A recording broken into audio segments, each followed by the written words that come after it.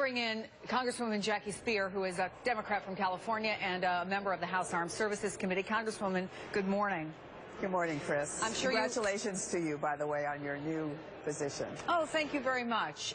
You just heard what Richard had to say, that these new areas under militant control in Iraq could become the new breeding ground to launch terror attacks on the U.S., just as Afghanistan was prior to 9/11. So what should we do? Well, certainly we need to help stabilize the country. We have been providing them training. We have been providing them F-16s and Apache helicopters. We should speed up that delivery. And the extent to which we can help with airstrikes and drones with no boots on the ground, I think, is a good decision. I think we would really need to reassess whether or not our engagement would extend beyond that. Well, airstrikes, what would need to happen for you to say, yes, let's get involved to that level?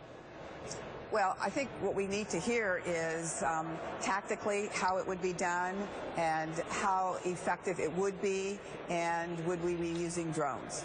Those are the kinds of questions that I would want to have answers to. Is part of your calculus what we've already put in there? 4,400 U.S. deaths in Iraq, $2 billion.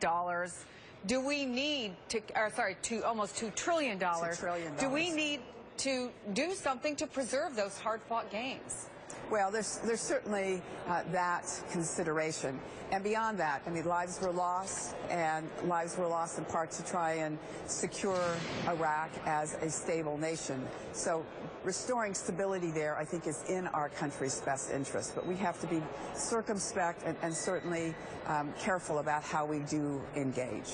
Meantime, the Bowe Bergdahl prisoner exchange put Defense Secretary Chuck Hagel in the crosshairs. He defended the administration's actions, and that hearing, as you know, got contentious at times, including this exchange with Congressman Jeff Miller. You're trying to tell me that he's being held at Landstuhl, Germany, because of his medical condition? Congressman, I hope you're not implying anything other than that. The fact I'm just asking the question, Mr. Secretary. I'm going to give an answer, too, and I don't like the implication of the question. Answer it. He's being held there because our medical professionals don't believe he's ready until they believe he is ready to take the next step to rehabilitation. Have you ever... And a little later in that hearing, Congresswoman, you seem to take some offense to that line of questioning. Let me get your thoughts on that. Well, I found it to be reprehensible that we would not want the appropriate medical care to be provided, as long as it needs to be provided, to a soldier that we have just recovered as a POW who had been in captivity for 5 years, much of that time or part of that time in a box, and give him the opportunity to be the recipient of all the health care he needs. He will come back to this country. We will have all the time necessary to evaluate him and to determine whether or not there were violations of the Uniform Code of Military Justice. But give him the opportunity to heal. Are there, in the interim, though, some questions that you think, whether publicly or behind closed doors, need to be looked at? We are learning some details about Bowe Bergdahl. The Washington Post obtained his handwritten journal and some other writings. The Associated Press says it found his Facebook page.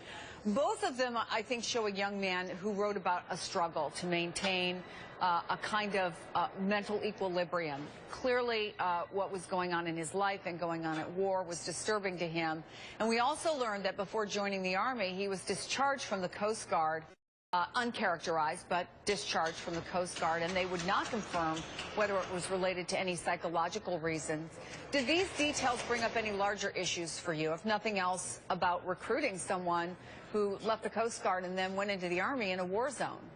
Well, we do know that back in 2008, recruiters were taking people that historically would be not fit for military service, people who had criminal records, because there was such a need because of the volunteer military service that we took people who were willing to come and serve.